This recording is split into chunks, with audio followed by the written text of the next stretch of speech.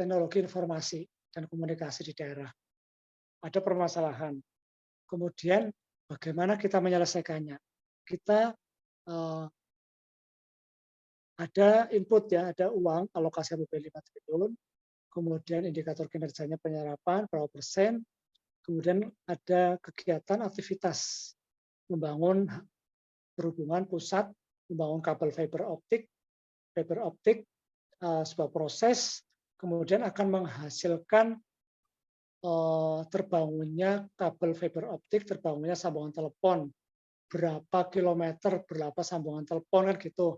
Kalau ini sudah berjalan dengan baik, maka akan menghasilkan, akan berakibat pada meningkatnya produktivitas, menurunnya biaya transaksi bagi dunia usaha.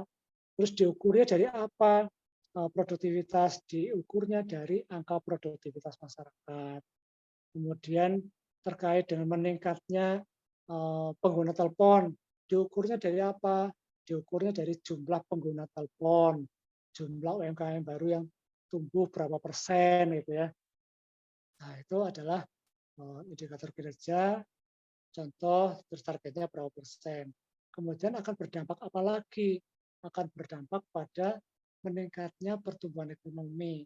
Pertumbuhan ekonomi diukur dari angka pertumbuhan PDRB, angka income per kapita, ya diukur di situ.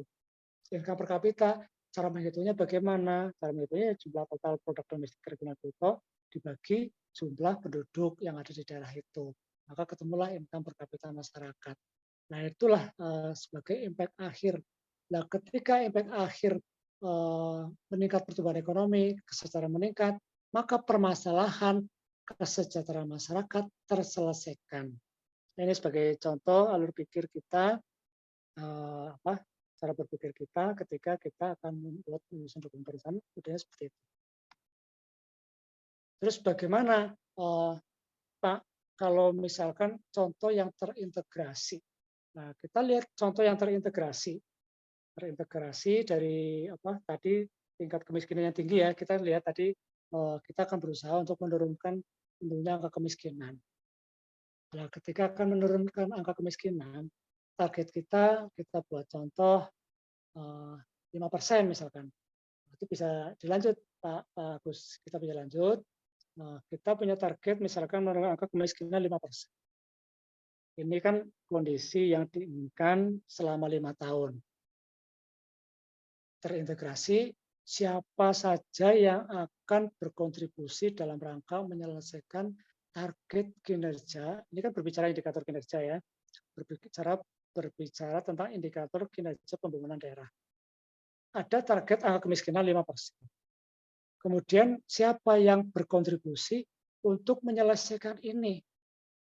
Nah, ini saya buat contoh, ada 5 instansi yang akan berkontribusi menyelesaikan permasalahan pembangunan terkait kemiskinan. Apakah ini berkontribusi juga terhadap nasional sesuai dengan undang-undang tadi yang di atas kita belajar bareng, Undang-Undang 25 tahun 2004 tentang sistem perencanaan pembangunan nasional, bahwa kita adalah pembangunan kita adalah pembangunan yang tidak terlepaskan dengan instansi di atasnya, dengan pemerintah pusat. Nah, kita ada target, biasanya provinsi itu ada target dari pemerintah pusat dalam RPJMN. Provinsi Jawa Tengah indikatornya kemiskinan sekian persen, 5%. Nah, kita pasang di situ. Kemudian setelah kita pasang, instansi mana saja yang kita ambil contoh adalah Dinas Tenaga Kerja. Supaya angka kemiskinan menurun, kita targetkan ada penyerapan tenaga kerja. Ada penyerapan tenaga kerja, terus pengangguran itu menurun 4%. Nah, kita targetkan di situ. Menurun angka 4% supaya target 5% tercapai ya. Tentunya ini kan ada penghitungan-penghitungan, ini contoh penghitungan kasarnya aja. Kemudian supaya angka kemiskinan turun, ada nggak Dinas Pertanian berkontribusi? Ada pemenuhan kebutuhan pangan orang-orang miskin yang tidak mampu memenuhi kebutuhannya, padahal kebutuhan pangan. kalori per kapita targetnya 2.100 kalori per kepala keluarga ya. Kalau salah silakan dikoreksi. Kemudian Dinas PU berkontribusi apa? Berkontribusi terhadap pemenuhan rumah tidak layak huni, Dinas PU dan Prakim ya. Ini terkait dengan pemenuhan keluarga rumah tidak layak huni. Targetnya berapa?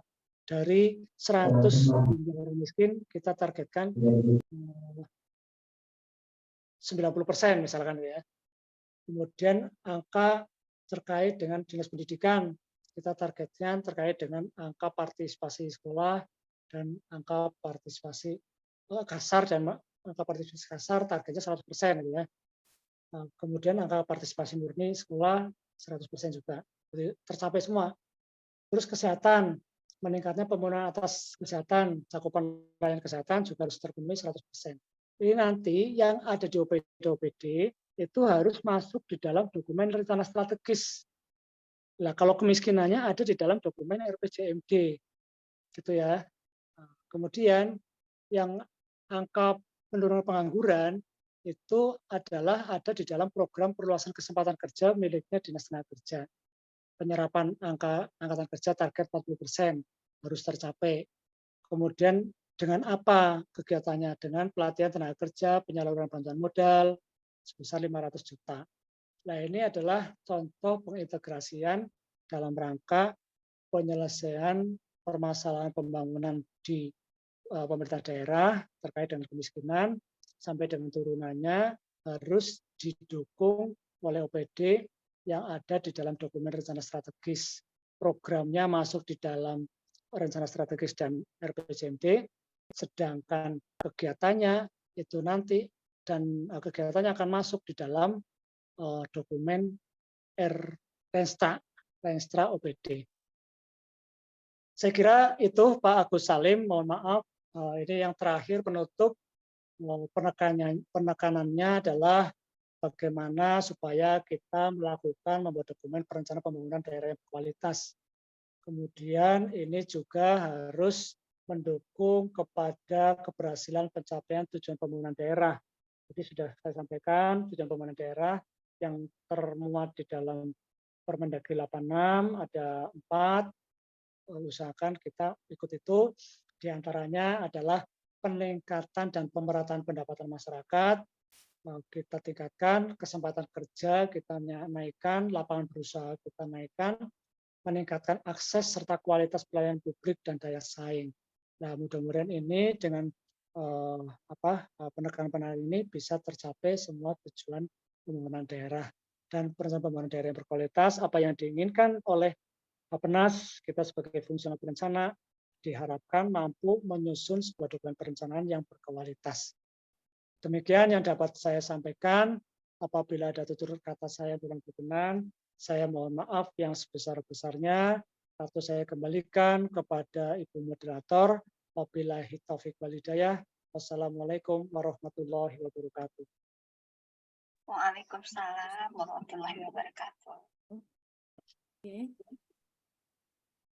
Sudah terdengar? Oke, terdengar. Oke. Baik, matur nuwun Bapak Muji sudah menyampaikan beberapa hal-hal penting ya untuk diketahui terkait penyusunan RPJMD. Di antaranya yaitu tentang tahapan perencanaan, kemudian prinsip-prinsip dokumen perencanaan daerah, arsitektur perencanaan, dan juga bahwa perencanaan antara pusat dan daerah harus sinkron. Diingatkan juga oleh Bapak Muji bahwa KLHS Pak, dan rancangan teknokratis sudah harus disiapkan sebelum penyusunan RPJMD. Bapak Ibu yang saya hormati, akan segera kita buka sesi diskusi. Sesi ini akan saya bagi menjadi 2 part, di mana masing-masing part dipersilakan untuk 3 pertanyaan atau tanggapan. Nah, sesi pertama ini, part pertama kita akan tanggapi pertanyaan yang ada pada menu chat. Kita lihat dulu chatnya. Yang pertama, Ibu Risma Panjaitan dari Simalungun. Izin Pak bertanya terkait perkembangan desa, apakah ada cara untuk menghitung pertumbuhan ekonomi desa tertinggal Pak? Monggo langsung dijawab mawon Pak. perkembangan desa. Wah, saya ini kalau ya perkembangan desa, kami itu tidak melakukan penghitungan pertumbuhan ekonomi desa ya. Jadi setahu saya pertumbuhan ekonomi hanya pada level kabupaten. Jadi yang dihitung mungkin teman, kalau memang ada yang di kabupaten kota, ada informasi terkait dengan pertumbuhan ekonomi sampai tingkat desa. Tapi kalau yang saya ketahui bahwa penghitungan pertumbuhan ekonomi hanya pada sampai kabupaten kota. Gitu, Bu siapa? Dari Simalungun, mohon maaf Bu terkait dengan Risma, penghitungan. Pak. Iya, seperti itu setahu saya, Bu. Mohon maaf kalau saya salah. Oke, Bu Risma ada tanggapan terkait ini? Oke, kalau tidak ada tanggapan kita ke pertanyaan kedua, nggih. Dari Bapak Rizkon, Kabupaten Pekalongan. Nggih. Bagaimana cara atau teknik penentuan target di RPJMD yang tepat sehingga tidak terlalu tinggi namun juga tidak terlalu rendah? Monggo Pak Muji. Iya. Pada saat kita nyusun target, seperti kita ketahui, kan kita melakukan evaluasi ya Pak Rizkon ya.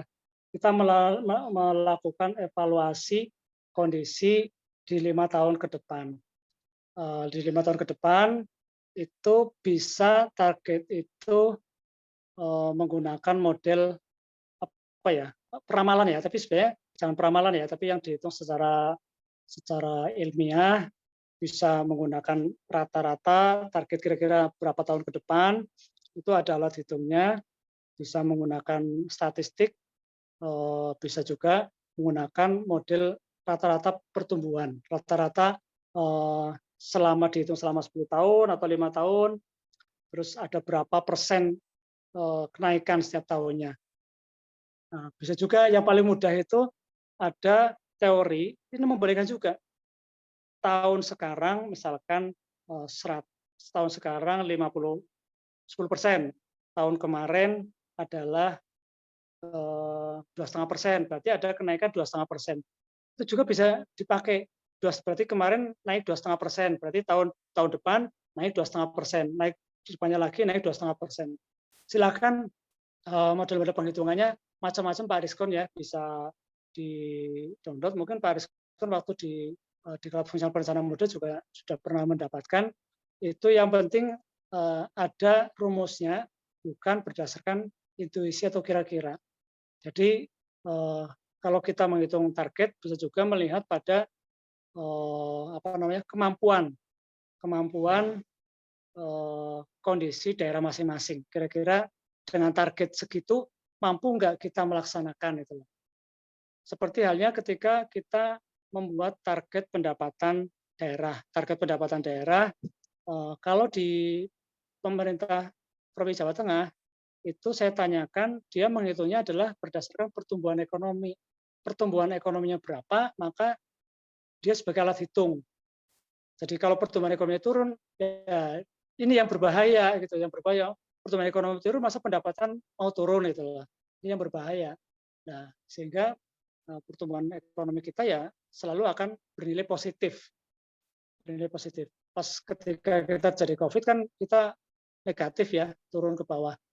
Nah, itu yang dikhawatirkan kalau pertumbuhan ekonomi akan berakibat pada kondisi yang tidak kita inginkan. Silakan Mas Pak Rizkon bisa mencari model-model penghitungan berdasarkan teori-teori yang sudah ada ya. Mau pakai persentase boleh, mau pakai pertumbuhan yang dihitung selama 5 tahun atau 1 tahun itu ya juga boleh. Dulu waktu saya ikut di Diklat Perencanaan Pembangunan Daerah itu menghitung 1 tahun juga nggak apa-apa, boleh. Begitu Pak Rizkon ya, terkait dengan penetapan target RPJMD yang tidak terlalu tinggi. Silakan diukur dulu, terus lihat kemampuan daerah. Perlu diingat, kemampuan daerah dia berdasarkan hasil evaluasi, kira-kira kalau naik sekian persen mampu enggak gitu. Nah, itu yang harus dilakukan diskusi, terutama ketika ada target-target di pemerintah provinsi, Itu yang harus ada diskusi yang baik, kemudian ada kesepakatan. Karena ada target-target yang diminta oleh provinsi, ada 4 indikator makro ya, kemiskinan, pertumbuhan ekonomi, pengangguran, sama indeks pembangunan manusia. Karena kenapa provinsi meminta kepada kabupaten kota? Karena provinsi sendiri diminta oleh RPJMN dengan target-target sesuai dengan yang ditetapkan oleh RPJMN. Provinsi berapa persen, kan gitu. Jadi sehingga provinsi harus membreakdown kepada seluruh kabupaten kota yang ada di provinsi tersebut. Begitu Pak Ariskon, tanggapan dari saya. Nanti kalau masih ragu-ragu atau kurang jelas, bisa dinas luar ke Semarang. Oke, matur nuwun Pak Muji. Berarti ini pertanyaan dari Pak Rizkon adalah target bisa dihitung dengan pengukuran berdasarkan teori-teori yang ada, nggih. Misalkan rata-rata ataupun melihat tren dari tahun-tahun sebelumnya. Namun juga perlu memperhitungkan terkait ke kemampuan daerah. Oke, kemudian ada pertanyaan dari Ibu Anna Mafrina dari Bogor. Untuk penentuan target, bagaimana kalau kita tidak punya bank data? Apa yang bisa kita gunakan untuk menentukan target? Oke, monggo Pak Muji. Baik, kalau terkait kita tidak punya bank data, ya cari kondisi awal ya. Kalau punya satunya itu ya cari kondisi awal. Kalau tidak sama sekali tidak punya ya sudah kita lakukan target sesuai dengan yang ditargetkan. Misalkan provinsi mentargetkan kepada kabupaten kota, kepada kota Bogor misalkan. Jawa Barat mentargetkan kepada kota Bogor sekian. Tapi kita tidak punya data, berarti kita tidak punya argumentasi. Nah, coba tanyakan ke Provinsi Jawa Barat ketika menetapkan target untuk kota Bogor, targetnya segitu. Tapi kalau khusus untuk kota Bogor saja, tidak diperintahkan oleh lembaga di atasnya, oleh instansi di atasnya, maka sebaiknya berkonsolidasi ya, koordinasi dan konsolidasi dengan instansi yang akan mengawal, instansi yang akan menyelesaikan. Kira-kira akan mampu menyelesaikan dengan indikator ini berapa persen. Sebaiknya seperti itu.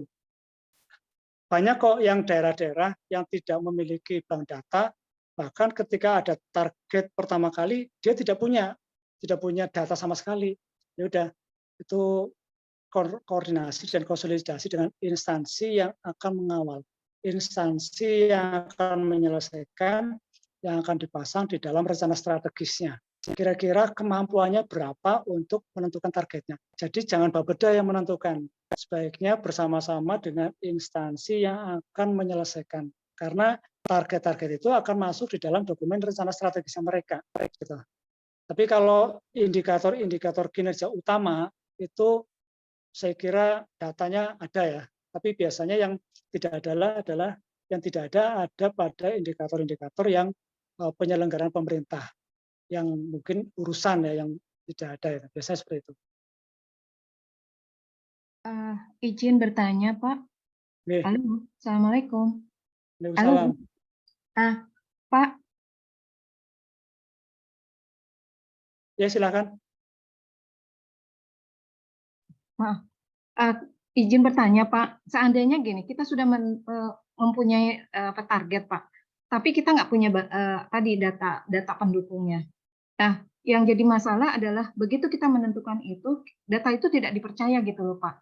Nah, kemudian apa yang bisa kita lakukan apabila tadi kita punya kelemahan itu Pak, gitu loh. Untuk menentukan 1% pun belum tentu gitu loh. Kadang-kadang mereka mengharapkan kita jangan 1% lah, masa Anda nggak bisa mencapai. Nah, itu pertanyaan-pertanyaan seperti itulah yang kadang-kadang kami agak kesulitan, sedangkan di sisi kami kelemahannya adalah tadi tidak punya bank data sampai misalnya 5 tahun atau 3 tahun atau ya 1 tahun pun kadang-kadang kurang dipercaya Pak. Mohon izin. Terima kasih Pak. Pada saat menentukan target, katakan menentukan target 1 tahun, kemudian datanya itu yang memperoleh dari lembaga resmi itu seperti BPS ya, seperti BPS.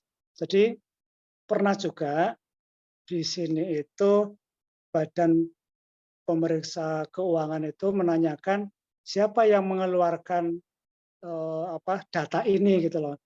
Nah, ketika yang mengeluarkan datanya adalah lembaga atau instansi yang milik daerah, itu kadang suka diragukan, sehingga meminta supaya data itu diperoleh oleh instansi yang memang kegiatannya mengeluarkan data seperti BPS. Sehingga di sini akhirnya data-data mengambil dari data yang dikeluarkan oleh BPS, meskipun di lembaga instansi daerah sendiri memiliki data tersebut. Ada perbedaan antara data yang dikeluarkan oleh instansi daerah dengan data yang dikeluarkan oleh BPS. Tapi yang dipakai kalau menggunakan data yang BPS, saya kira bisa dipercaya ya, bisa dipercaya kalau datanya itu benar. Tapi ketika targetnya 1%,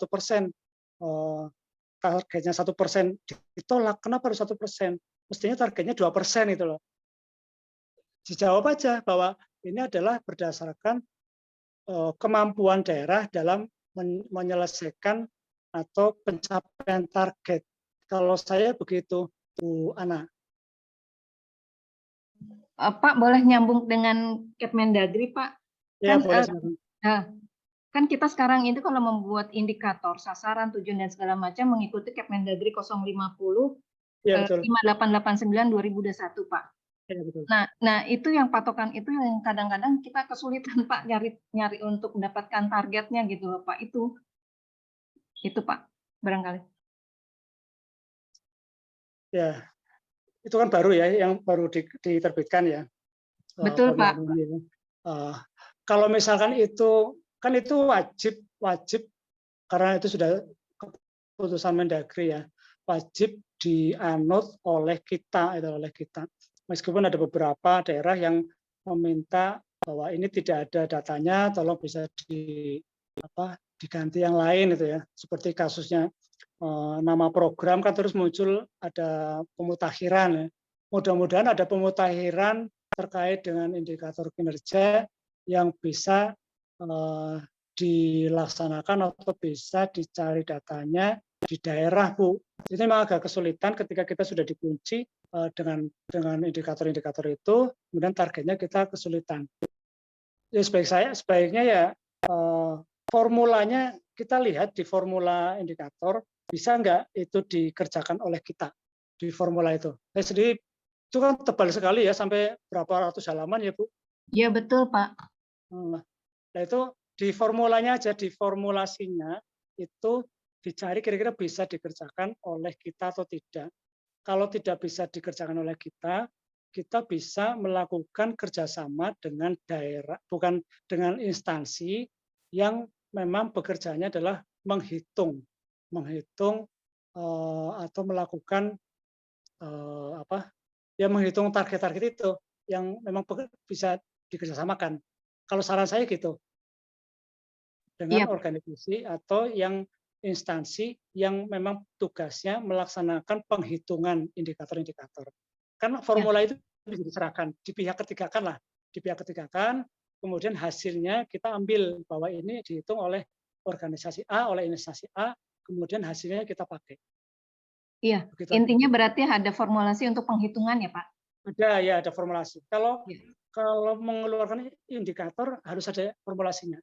Saya membaca tapi hanya yang khusus-khusus saja yang hubungannya dengan perencanaan. Karena itu kan tebal sekali, ada berapa ribu atau ya ribuan ya. Terima kasih Pak. Ya, sama-sama Bu. Baik, kita ke sesi 2 untuk diskusi.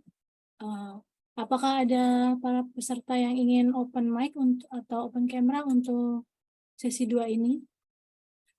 Oh, Ibu Iya Suryati dan Bapak Niko Dwi Herwoko. Oke, saya persilakan Ibu Iya Suryati dari Bali. Terima kasih, izin Pak Muji. Yang ingin saya tanyakan mungkin dari pengalaman Bapak menyusun RPJMD, di mana di breakdown, karena kita juga di dokumen perencanaan itu juga harus ada sistematis ya istilahnya, dan juga berwawasan lingkungan, Nah, itu untuk KLHS dan juga target-target dari RPJMN yang nasional dan juga target-target teknis yang dari kita sektor, karena saya kebetulan ada di lingkungan hidup juga ada target dari sektor juga, di mana nanti akan di breakdown di dalam RPJMD dari pengalaman Bapak menyusun RPJMD. Dan juga yang kedua, saya tertarik terkait dengan ASB sudah kita bisa masukkan di dalam RPJMD. Karena kami kebetulan juga di Bali sudah mempunyai pergub tentang ASB, dan tadi sudah sempat Bapak sampaikan terkait bahwa dalam RPJMD sudah bisa kita mulai untuk mengejas terkait dengan ASB tersebut. Mungkin dengan demikian dokumen perencanaan kita akan lebih istilahnya lebih efektif ya, karena ASB itu kan fungsinya juga efisien efektivitasnya.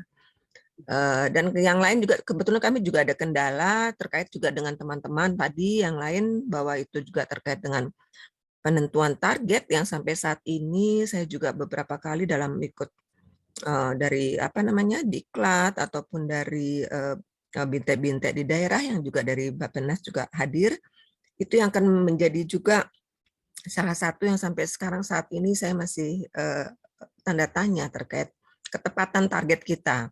Nah, karena kita tahu bahwa dengan dokumen perencanaan itu kan target tersebut harus betul-betul tepat ya istilahnya. Nah, kalau kami kebetulan di lingkungan hidup juga ada target yang ditetapkan oleh nasional dari kementerian. Apakah kita bisa mengadopsi langsung target tersebut di daerah? Apakah kita harus membuat target tersendiri, karena tentu saja target itu harus disesuaikan dengan kemampuan. Nah, itu mungkin dari kami. Terima kasih, Pak. Baik, Bu Suryati ya, Bu? Iya, Pak. Ya, Bu Suryati, ada 3 ya. Ada 3, nanti kalau kelewat tolong saya diingatkan. Yang pertama terkait dengan indikator, terkait dengan KLHS. Jadi ada keinginan-keinginan di tingkat pusat, kemudian yang masuk bagaimana caranya supaya bisa masuk di dalam dokumen RPJMD terintegrasi ya atau terinternalisasi. Jadi pada saat di dokumen KLHS kan ada yang namanya TPB, Bu. Sebelum KLHS itu harus ada TPB, tujuan pembangunan berkelanjutan atau SDGs, Sustainable Development Goals. Nah, di dalam SDGs itu kan ada target-target internasional. Target internasional yang harus diselesaikan, bukan diselesaikan, artinya dicapai oleh, itu kan target internasional, target dunia, target global. Bahwa itu akan tercapai apabila Indonesia melakukan A, melakukan B, melakukan C gitu ya. Indikator ini harus tercapai di Indonesia. Nah, di Indonesia turunannya adalah di SDGs sampai ke level provinsi, bahkan kabupaten kota. SDGs, Sustainable Development Goals, itu ada indikator-indikator A, B, C, D, supaya tercapai sekian persen kan gitu. Nah, itu caranya untuk bisa memasukkan kepada dokumen RPJMD kan melalui KLHS. Nah, di dalam KLHS kan ada target-targetnya juga. Targetnya itu nanti dimasukkan di dalam indikator kinerjanya daerah. Masuk ke dalam indikator kinerja daerah, bisa juga di dalam indikator kinerja daerah ada yang termuat di dalam indikator, bukan indikator kinerja utama, tapi ada di dalam indikator kinerja penyelenggaraan pemerintahan. Nah, penyelenggaraan pemerintahan itu kan ada 36 urusan ya, ada 36 urusan totalnya itu, mungkin ada yang diantaranya adalah lingkungan. Nah, lingkungan itu di situ dimasukkan target-targetnya itu yang ada termuat supaya bisa terintegrasi di dalam dokumen RPJMD. Tentunya ketika akan masuk di dalam dokumen RPJMD, target-target itu, indikator-indikator itu harus dilihat kepada indikator itu akan terselesaikan dengan program apa. Programnya juga harus masuk. Programnya harus masuk program dalam rangka pencapaian indikator-indikator yang diamanatkan itu. Sekaligus yang jawaban ketiga, ketika ada target-target yang diamanatkan oleh pusat, boleh nggak dipasang? Boleh. Itu paling senang saya itu ketika dapat amanat dari nasional, Tapi dulu ya, tapi besok kan ini kan bareng-bareng antara RPJMN dengan RPJMD. Ketika kita melakukan perubahan RPJMD sekaligus menjawab teman yang Bu siapa ini melakukan revisi RPJMD adalah kita lakukan ketika dokumen itu tidak sesuai pelaksanaan tidak sesuai dengan tahapan yang ditetapkan oleh peraturan. Ada kondisi yang perubahan mendasar seperti ada kebijakan nasional, turunnya RPJMN, kemudian menetapkan targetnya provinsi A gitu ya, yang tadinya sudah terpasang 10, kemudian 10 kemiskinan gitu ya, ternyata oleh RPJMN dipasangnya 12 gitu, itu sebagai salah satu alat itu cara untuk melakukan revisi karena ada permintaan oleh pusat gitu. Bisa juga ini termasuk revisi, boleh dilakukan revisi ya, jawaban itu sudah terjawab, melakukan revisi RPJMN, RPJMD ataupun Renstra, begitu RPJMD merubah otomatis Renstranya juga berubah. Nah, terus ini sudah menjawab sekaligus. Kemudian yang Bu Suryati tadi ketika ada targetnya nasional, kalau dipandang terlalu berat, boleh enggak? Ya saya kira enggak apa-apa, boleh aja. Tapi kalau memang mau dipasang utuh sama, silakan aja. Boleh, enggak apa-apa gitu loh, enggak apa-apa. Ini terjadi berkali-kali di Jawa Tengah, terjadi berkali-kali. Malah itu sebagai alat suatu kebetulan untuk melakukan revisi perubahan RPJMD. Terus kemudian yang terakhir Bu Suryati, mudah-mudahan tinggal terakhir ini ya, terkait dengan ASB. ASB kalau memang sudah dimiliki, lakukan segera. Itu sangat baik karena efektif efisiennya di sana tidak ada yang namanya belanja yang diberikan kepada instansi yang besar, instansi yang mengatur tentang jalannya belanja, instansi yang mengatur tentang jalannya perencanaan, tapi semua sama. Kalau melakukan kegiatan sosialisasi, jumlah orangnya sama, jumlah harinya sama, maka rupiah yang diberikan adalah sama. Nah, ketika itu sudah keluar, ketemu, maka pada saat menyusun RPJMD pada rupiah peningkatan kapasitas, program peningkatan kapasitas sumber daya manusia. Di sana akan melakukan, itu kan programnya ya, kegiatannya kan belum tahu, kegiatannya kan mungkin sosialisasi, kemudian fintech gitu ya. Silakan akan melaksanakan sosialisasi berapa kali, itu kan nanti ada di dalam RKPD, sosialisasi 10 kali, berapa orang, terus berapa hari, sekian, nanti tinggal dimasukkan dalam rumus kan langsung ketemu 10 orang, sekian hari ketemu rumusnya 10 apa 100 juta. Nah, 100 juta itulah yang dimasukkan di dalam program peningkatan kapasitas sumber daya manusia, jumlahnya 100 juta. Itu di dalam RPJMD. Kita belum masuk ke ranah APBD, Bu. Cukup di RPJMD pada saat kita menuangkan berapa rupiah programnya peningkatan kapasitas sumber daya manusia. Terjawab begitu, Bu Suryati? Ya Pak, kebetulan ini izin untuk menambahkan sedikit, mungkin menyampaikan, saya hampir dulu 15 tahun menjadi PPTK.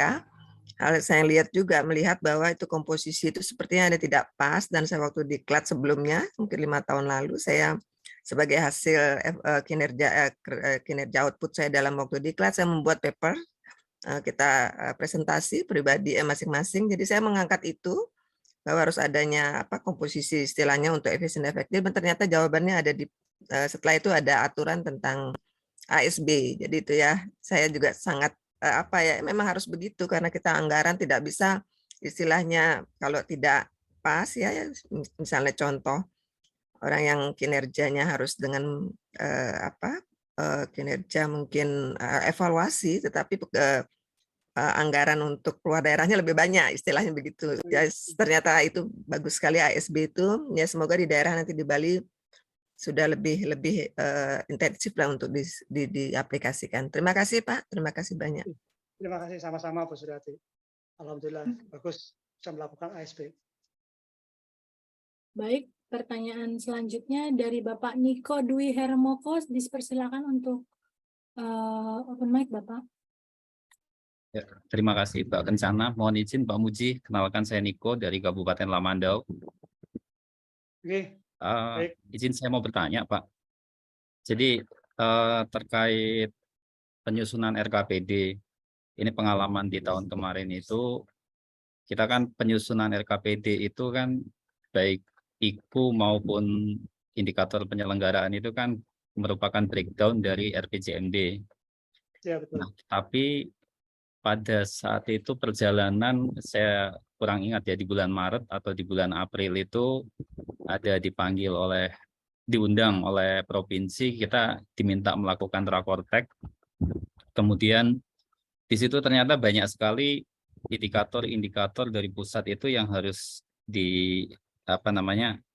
harus kami sesuaikan dengan target dari pusat. Jadi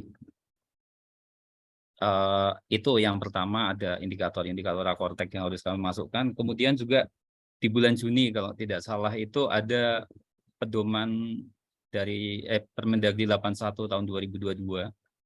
Di situ kami lihat di setiap urusan itu kan banyak sekali indikator-indikator yang harus kami capai. Nah, kami berpikir bagaimana cara kita membaginya lagi, karena sebetulnya kan ada indikator-indikator yang sudah akan kami capai melalui program kegiatan, kemudian harus kami bagi lagi dengan dengan indikator yang diamanatkan di dalam permen ataupun di dalam rakortek tersebut. Nah, kami menyampaikan ke teman-teman di provinsi bahwa kami kesulitan mencapai target sekian, tetapi ada arahan bahwa ini nggak bisa nih target nasional, jadi kalian tetap harus mengikuti angka tersebut. Nah, menyikapi hal tersebut, kami mohon tips dari Bapak, Pak. Saya rasa sekian, terima kasih.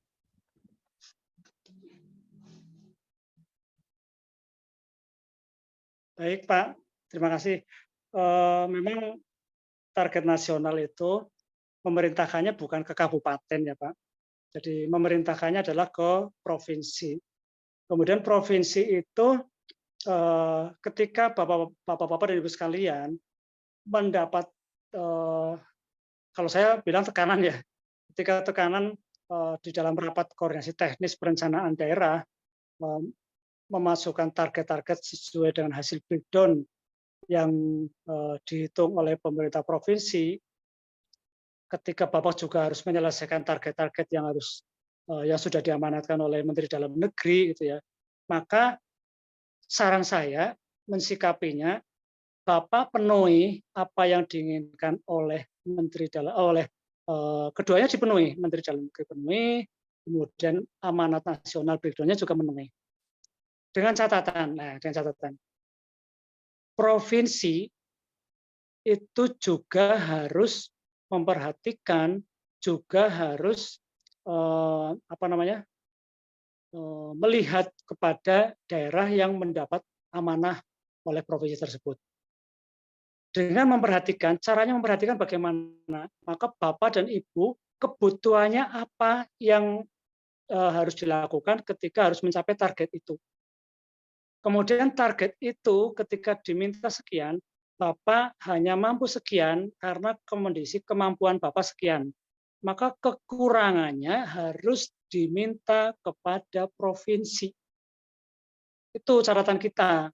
Jadi ada bargaining ketika kita mendapat tugas, tapi Bapak akan memberikan apa kepada saya ketika saya kemampuannya sekian.